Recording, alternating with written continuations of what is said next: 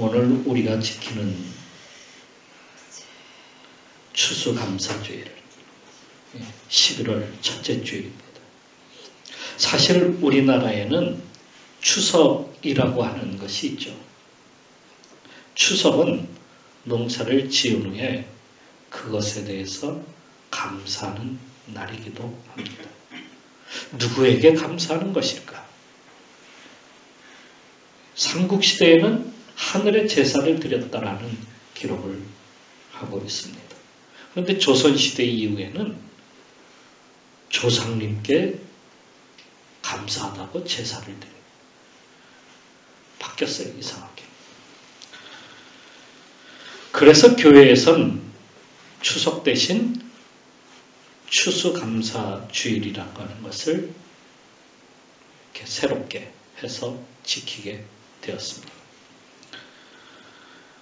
전엔 그 미국 교회가 지키던 11월 셋째 주가 추수감사절입니다. 우리 한국 교회도 그 셋째 주에 추수감사주일로 지켰어요. 근데 어떻게 보면 너무 늦은 거예요. 우리는 겨울이 다가오고 있는데 그때 추수감사주일을 지키는 것도 좀 그렇죠. 그래서 11월 첫째 주일에 추수감사주일로 지킵니다. 추수감사함은 농경 문화에서 행하는 것이 아닌가 하는 그러한 생각을 우리가 다 갖습니다.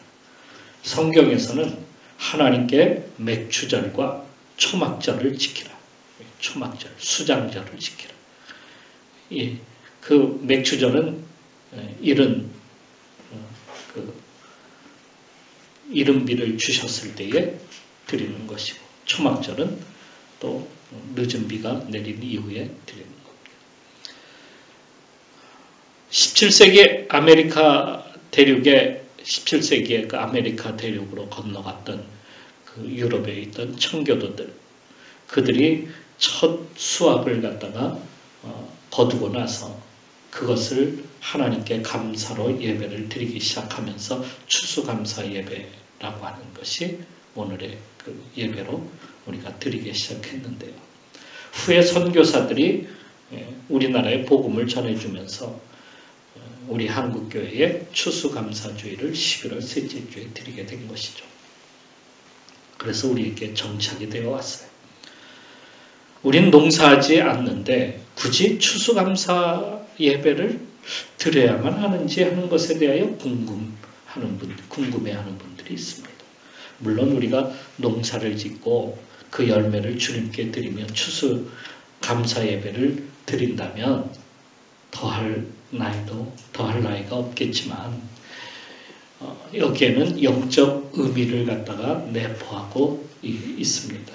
지난 1년 동안 우리에게 주신 것, 우리가 열매 맺은 것들, 또 영혼의 추수, 이런 것들을 가지고 주님 앞에 나가서 주님 정말로 이 모든 것에 역사하시고 함께 하신 우리 삶에 열매를 맺게 해주신, 또 우리 삶에 복을 주신 그 모든 것을 감사합니다 하고 예배로 주님 앞에 드리는 날, 그런 날로 우리가 추수감사 예배로 드리는 겁니다. 하나님은 왜 감사의 절기를 갖다가 지키라고 하시는 걸까? 과거 이스라엘 백성들이 애굽에서 430년 동안 종살이를 해왔는데요. 거기서 하나님은 그들을 건져서 약속하신 가나안 땅에 들어가게 했습니다. 홍해를 가르시고 또 광야를 지날 때에 하나님이 친히 그들을 도우셨습니다. 가나안 땅에 정착한 후에도 하나님께서는 그 모든 것들을 갖다가 정말 그들이 복을 받고 살 수 있도록 역사하셨습니다. 그것을 기억하고 하나님께 감사하는 것인데, 사실 가나안 땅에 들어와서 살다 보니까 그 땅이 에덴 동산과 같지 아니하고 에덴 동산에서는 그냥 저절로 열매가 맺고 저절로 다 먹었지 않습니까? 그런데 열매를 얻거나 또 곡식을 얻으려면 에덴 동산 같지 않기 때문에 거친 자연과 싸워야만 했습니다. 땅을 일구기 위해서 땅을 파고 그리고 돌이나 잡초를 제거하고 마른 땅에 거기에다가 물을 갖다가 퍼다가 물기를 대거나 물을 적셔서 곡식이 자랄 수 있도록 그렇게 만들어야만 했습니다. 저수지와 같은 웅덩이를 파야만 했고 강물을 갖다가 어떻게든지 끌어다가 거기다가 물을 대야만 했어요. 정말 쉽지 않은 그러한 일들을 그들은 해야만 했어요. 땀을 흘리지 아니하면 노력하지 아니하면 죽도록 일하지 아니하면 열매를 갖다가 거두기가 쉽지 않았던 겁니다.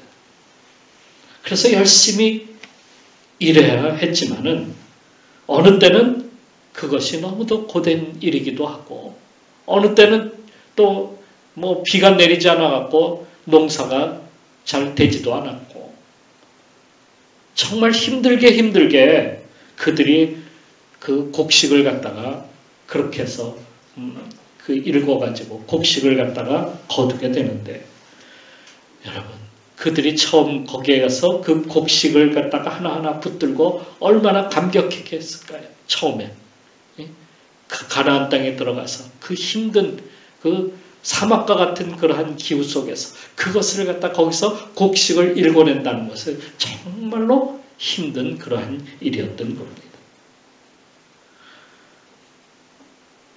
감사의 눈물을 흘렸던 것이 분명한데 그래서 그들이 동네 사람들을 모아놓고 잔치를 베풀고 축제를 벌이며 춤추며 즐거워했을 것이 분명합니다. 그런데요. 하나님께서 이 모든 것을 다 내가 준 것이다. 당신이 주셨다고 하니까 그러면서 감사로 주님 앞에 드리라고 그렇게 이야기를 하는 겁니다. 그러자 어떤 이는 미치고 팔짝 뛴다는 거예요. 아니 내가 이렇게 뼈 빠지게 새벽부터 밤늦게까지 나가서 일하면서 일군 것인데 아니 내 자신에게 감사해도 부족한데 언제 하나님께서 우리를 도와주셨냐? 왜 그분에게 감사해야 되느냐? 그분이 우리에게 비를 제때 주기나 했느냐? 물이라도 대주기라도 했느냐? 그분이 와가지고 풀이라도 뽑아준 적이 있느냐? 다 내가 나가서 물 깃고 김 메고 열매를 보살펴 주면서 다 그렇게 다 내가 했는데 다 내가 했다고 다 내가 이렇게 말하는 사람들도 있다는 겁니다. 여러분은 어떻습니까? 1년 동안 살면서 다 내가 했어. 다 열심히 내가 땀 흘려가면서 일해가지고 번 돈이야. 이렇게 해서 내가 부자가 되고 이렇게 해서 내가 차도 사고 집도 사고 다 했는데 하나님이 언제 도와주셨어? 이렇게 이야기를 하는 겁니다. 봅시다. 그에게 땅을 주신 분은 누구십니까? 애굽에서 종살이 할 때 그들을 건져주신 분은 누구십니까? 가나안 땅을 약속의 땅이라고 그들에게 그냥 거저주신 분은 누구십니까? 주의 적들이 그렇게 우글우글한데 그들을 막아주신 분은 누구십니까? 적절한 비와 적절한 해라 바람을 갖다가 주신 분은 누구십니까? 일할 수 있도록 건강 주신 분은 누구십니까? 장소를 주시고 길을 열어주신 분은 누구십니까? 나를 지으신 분은 과연 누구란 말입니까? 그러기에 감사하지 않는 사람은 사실 교만한 사람입니다. 하나님을 무시하고 내 인생, 내 노력으로, 내 힘으로 살 테니까 간섭하지 마십시오. 이런 사람이 감사가 없는 거예요. 우리 젊은이들은 좀 잘 좀 들었으면 좋겠어요. 그런 사람에 대한 말씀이 누가복음 12장 말씀에 나오는 한 부자의 이야기입니다. 그는 많은 농사를 지어서 가을에 추수한 후에 곡식을 정말 쌓을 것이 없어가지고 막 창고를 짓고 거기에다가 다 집어넣습니다. 그것을 쌓은 후에 그가 이렇게 이야기합니다. 내 영혼에게 이르되 영혼아 여러 해 쓸 물건을 많이 쌓아 두었으니 평안히 쉬고 먹고 마시고 즐거워하자. 이게 누가복음 19장 19절 말씀이에요.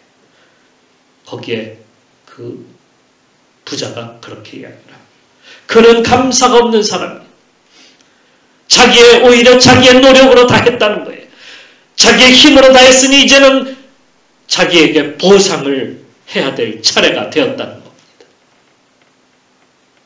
그래서 먹고 즐기자. 이게 자 이제 보상을 받아야지. 상급을 받아야지. 그 얘기 아닙니까? 조선 말에 우리나라는 세상에서 가장 못 사는 가장 가난한 나라였어요. 다 뺏어갔어요. 먹을 것이 없어. 찢어지게 가난하다. 뭐가 찢어지는? 하여튼 찢어지게 가난하대. 거기다가 6.25 전쟁 이후에는 더 힘들었어요. 원조가 없으면 살 수 없는 그러한 나라였어요. 그런데 지금 우린 한강의 기적을 이루고 선진국이 되었습니다. 그것에 대해서 우리가 누구에게 하나님께 감사했을까? 감사하자. 우리 힘으로 우리가 잘나서 우리의 노력으로 우리가 똑똑해서 이렇게 되었다는 겁니다. 우리가 이만큼 살게 된 것에 대해서 감사할 줄 알아야 하는데 우리가 다 했다고 하는 그러한 교만이 우리 속에 꽉 차 있는 거예요. 그리고는 하나님을 잊은 채 자기만의 부를 자랑하며 산치하며 신명나게 먹고 즐기며 마시며 우린 놀자. 이게 오늘 우리들이 살아가는 방식 중에 하나입니다. 하나님이 걷어다가 다른 이에게 주면 어떻게 될까요? 요즘 우리나라가 그런 상황에 놓였어요.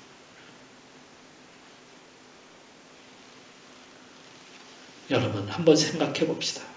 조선의 복음이 전해지지 않았더라면, 일본이 망하지 않고 계속 조선을 지배했더라면,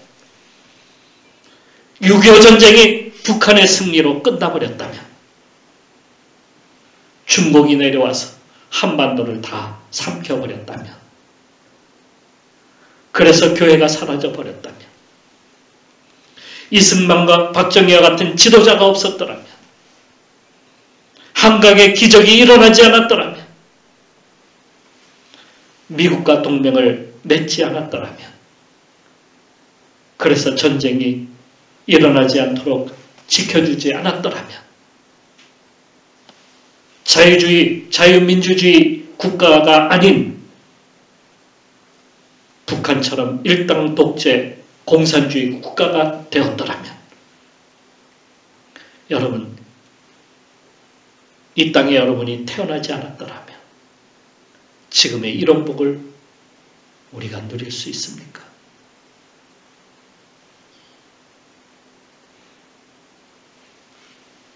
그런데도 우리는 우리가 다 했다 그래요.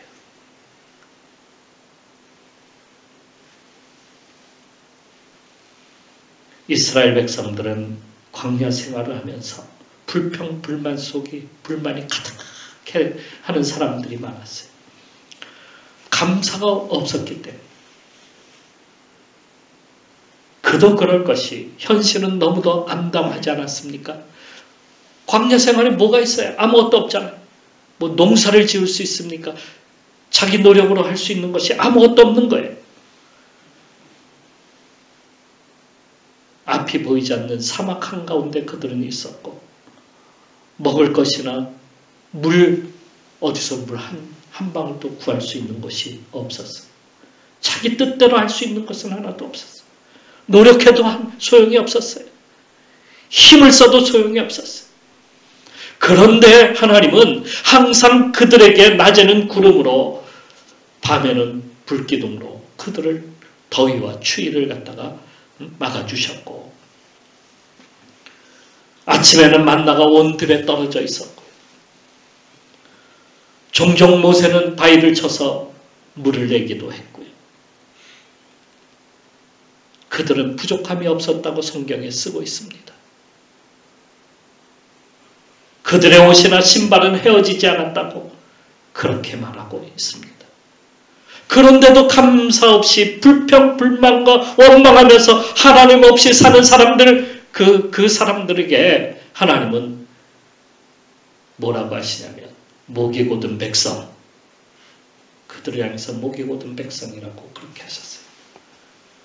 할 수 있는 것이 하나도 없음에도 하나님 찾지 아니하고 자기 뜻대로 해보려고 해도 안 되니까 불평불만이 가득하고 그것만 늘어나는 거예요. 하나님이 도우셔야 우리가 사는데 그분께 나가야 우리가 사는데 그분께 감사하면서 살아야 우리 인생이 복을 받는데 우리는 늘 자꾸 내가 모든 것을 해보려고 애를 쓰다가 안 되니까 불평불만으로 가득하고 하나님이 주셔야만이 된다는 사실을 우리는 알아야 되는데 그걸 모르고 사람들은 자꾸 자기가 인생의 주인인 양 그렇게 살아가고 있는 겁니다. 우리는 하나님께 나가야 합니다. 하나님께 감사해야 됩니다. 이 모든 것을 우리에게 허락해 주신 하나님께 감사해야 된다는 말씀이에요.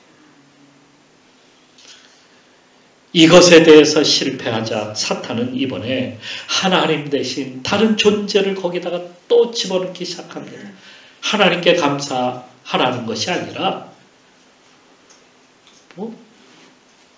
그냥 감사하되 그냥 다 감사해야죠. 감사해야 되는데 누구에게 감사해? 그냥 감사해요. 감사. 그건 감사가 아니에요. 감사가. 로마서 1장 21절, 23절 말씀에 보면 이런 말씀이 있어요. 그게 의미심장한 말씀입니다. 한번 들어보세요. 하나님을 알 때 하나님을 영화롭게도 아니하며 감사하지도 아니하고 오히려 그 생각이 허망하여지며 미련한 마음이 어두워졌나니 스스로 지혜 있다 하나 어리석게 되어 썩어지지 아니하는 하나님의 영광을 썩어질 사람과 새와 짐승과 기어다니는 동물 모양의 우상으로 바꾸었느니라. 하나님을 어떻게 다른 것으로 바꿔버린 거예요. 하나님께 감사해야 되는데 그냥 감사하되 그냥 그냥 태양에게 감사하고 달에게 감사하고 산에게 감사하고 나무에게 감사하고 열매를 준 나무에게 감사하고 그냥 감사하되 쌀에게 감사하고 처음엔 자기가 했다고 고집하다가 하나님의 역사하심을 하나하나 다 지적해 주니까 변명할 여지가 사라지고 마는 거예요. 이번엔 아예 하나님 대신 감사하면 되잖아요. 감사하면 되잖아요. 그런데 누구에게 감사해요? 썩을 것에 감사하는 거예요. 우상과 바꿔버리기 시작했어요. 그 에모토 마사루의 책이 있는데요. 에모토 마사루라는 분이 쓴 책이 있는데 물은 답을 알고 있다 하는 책에 거기에 보면 한 가지 그가 실험을 했는데요. 이 실험에서 컵 2개를 놓고 한 컵에는 감사합니다 라는 말을 문구를 거기다 썼고요. 다른 한 컵에는 이 못된 것 망해라 이런 말을 썼어요. 비난과 욕설을 갖다가 거기다가 써놓고 그렇게 해서 실험을 했는데요. 감사와 사랑을 말한 컵의 물은 물의 결정체인 육각수가 그대로 거기에 육각수가 완전한 형태로 나타나는 반면에 부정적이고 욕설을 하고 그렇게 했던 그 물컵에는 결정체가 파괴가 되고 물이 썩어가고 있었다는 거예요. 그래, 이게 진짜인지 어떤 분이 실험을 해보았대요. 그래서 그 실험한 것을 갖다가 그 인터넷 유튜브에다가 올려놓은 분도 있더라고요. 2컵에다가 밥을 갖다가 넣어가지고요. 거기다가 종이로다가 덮어서 한쪽에는 감사합니다 쓰고 다른 한쪽에는 짜증나 라는 말을 썼대요. 그리고 한 달 동안 거기다 대고 짜증나는 것에는 짜증난다. 아이고 짜증나 소리만 계속 반복하고요. 또 다른 그 컵, 감사합니다 컵에는 감사합니다라는 말을 계속 반복했더니 한 달 후에 그것을 다 개봉했대요. 어떻게 됐을까요? 짜증나라고 써있는 컵에 그 종이를 뚜껑을 딱 개방했더니 밥이 새카맣게 곰팡이가 나 있었다는 거예요. 썩어가지고 악취가 나기 전. 이번에는 감사합니다 뚜껑을 탁 열었더니 어떻게 됐을까요? 거기도 똑같았을까요? 거기는요 깨끗하게 밥이 그냥 말라있는 상태에서 구수한 누룽지 냄새가 나더라고요. 의심나면 직접 해보세요. 그런데 저는 거기서 뭘 알았냐면 사람들이 감사의 주체가 없다는 것을 알게 됐어요. 왜 밥에게 감사해야 돼? 왜? 하나님께 감사해야지. 왜 밥에게 감사해야 되는 거예요? 왜 물에게 감사해야 되는 거예요? 왜 곡식을 거뒀다고 곡식 그 땅에다가 감사를 해야 되는 거야? 그 땅을 주신, 그 모든 것을 베풀어 주신 하나님께 감사해야지. 비가 안 온다고 비신에게 가서 빌고 산신령에게 가서 빌고 그러면 비가 막 쏟아져요. 하나님께서 적절한 때에 비도 주시고 다 주시는 것이지 그거 그냥 산신령 비신 달신 해신 다 갖다 빌어봐야 그거는 살아서 우리에게 그것을 주는 것이 아니다. 누구에게 감사해야 되는지를 분명히 알아야 돼요. 우린 분명 하나님께 감사해야 된다고 성경에 말씀하고 있어요. 하나님께 오늘 하늘에 하나님께 감사하라는 거예요. 하늘에 하나님께. 쓸데없이 다른 것을 쫓아다니면서 감사합니다. 뭐가 감사해 뭐가. 누구에게 감사하다는 거야. 사람에게 감사하다고요. 사람에게 감사할 필요가 없어요. 그냥 고마울 뿐이야. 감사는 하나님께 해야 돼. 그걸 처음에 속인 사람이 있는데 그게 누구냐면 니므롯이라는 사람이. 그는 바벨을 직접 설계하고 바벨탑을 지었어요. 그가 백성들에게 우리가 흩어지지 말고 하나로 뭉쳐서 하나님께 대항하자. 홍수가 오면 다 여기에서 피할 수 있다. 높이 올라가면. 하늘까지 올라가자. 이렇게 사람들에게 선전하고요. 그런데 그 바벨탑 맨 꼭대기에 뭔가를 만들었어요. 그게 신전이에요. 그래서 바벨탑에 바벨이라고 하는 말의 뜻이 무엇이냐면 신의 문 혹은 혼잡 두 가지 뜻이 다 있어요. 신의 문 혹은 혼잡. 거기가 뭘 숭배하라는 거예요. 누군가 어떤 신을 숭배하는 거예요. 그런데 어떤 신, 하나님인 줄 알았더니 그게 아니고 니므롯이 신이 된 거예요. 독재를 시작했어. 그는 건축물을 그렇게 짓고 나서 사람들에게 군림하기 시작합니다. 지배하고 사람들은 그의 말을 따라야만 했어요. 시키는 대로만 행하게 됐어요. 이게 독재가 시작이 된 거예요. 중동이나 중남미에 가면은 그런 비슷한 것들이 많이 있어요. 그런데 여러분 그 꼭대기에 올라가면은 뭔가 방 같은 게 있어. 신전이에요. 그게. 거기서 제사를 드리는 거예요. 제사를 한다는 거예요.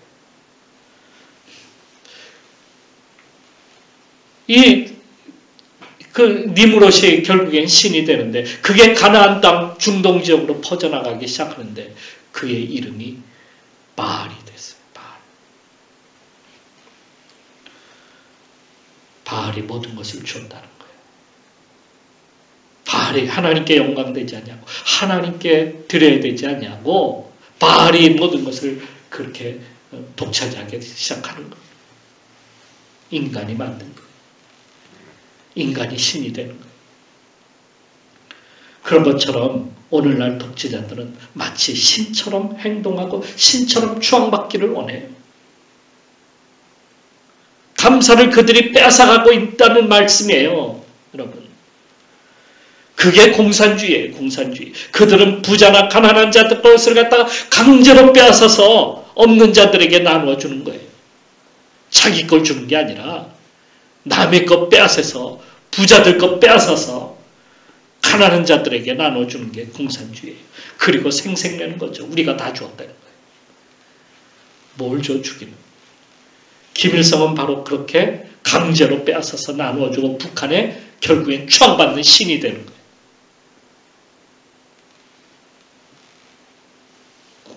김일성만 그래? 스탈린도 그랬지. 마오쩌둥은 안 그랬어요. 다 그들의 신이야. 자신을 추앙해달라는 거예요. 이게 공산주의들의 숨은 의도예요. 그걸 알아야 돼요. 성경은 강제로 빼앗지 않습니다.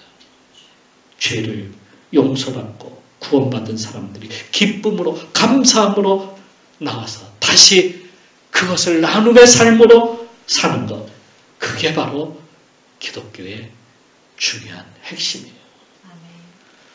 남의 것을 강제로 빼앗느냐 아니면 남에게 내 것을 나눠주느냐 이게 공산주의냐 기독교냐의 갈림길이에요.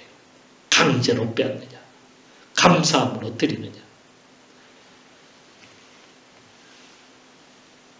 감사가 없으면요 세상이 온전하게 살아가지를 못해. 자본주의는 감사가 넘쳐야 돼. 감사 없는 자본주의는 가짜야. 감사는 사람이나 우상이나 세상의 것이 아닌 하나님께 하는 겁니다. 세상의 피조물이나 권력자나 어떤 정치인에게 하는 것이 아닙니다. 하나님은 우리를 지으신 자예요. 우리를 이 땅에 살게 하신 자예요. 모든 것을 베풀어서 넉넉하게 하신 분이십니다.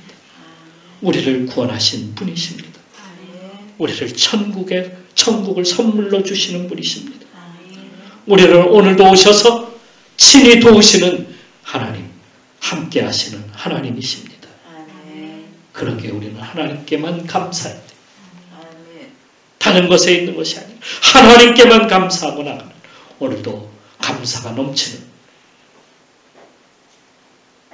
감사 없는 불행한 인생 살지 말고 감사하는 인생 사는 성도가 되시길 주님의 이름으로 축원합니다.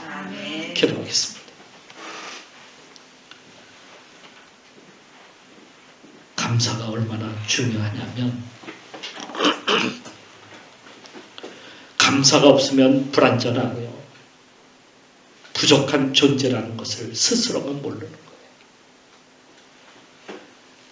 그래서 일이 풀리지 않으면 하나님 찾지 않냐고. 그게 자신의 내면에 들어가서 불평과 원망으로 가득 차게 되고 스스로 자존감마저도 까먹게 되는 겁니다. 그래서 마귀의 먹이가 되는 거예요. 감사가 넘치면 이렇습니다. 하박국 17장 18절 말씀인데요. 비록 무화과 나무가 무성하지 못하며 포도나무에 열매가 없으며 감람나무에 소출이 없으며 밭에 먹을 것이 없으며 우리의 양이 없으며 외양간에 소가 없을지라도 나는 여호와로 말미암아 즐거워하며 나의 구원의 하나님으로 말미암아 기뻐하리로다. 이렇습니다. 감사가 넘치는 삶. 하나님께 맡기면 우리를 비상하게 만들어 주십니다. 그래서 자존감도 커지게 만듭니다. 또 감사가 넘치면 마음이 커져서 나눔을 많이 하게 됩니다. 그런데 누구에게 감사해야 됩니까? 하늘에 계신 하나님, 살아계신 하나님께 감사해야 되지 않을까요? 그분 앞에 우리의 삶을 놓고 감사하도록 합시다. 하나님, 지금까지 우리가 내가 모든 것이 다 내 스스로 되는 줄 알았는데 그게 아닌 것을 깨달았습니다. 주님, 여기까지 있게 하신 것 감사합니다. 나를 도와주신 것 감사합니다. 나와 함께 하신 것 감사합니다.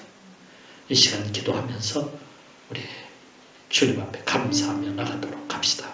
기도하겠습니다.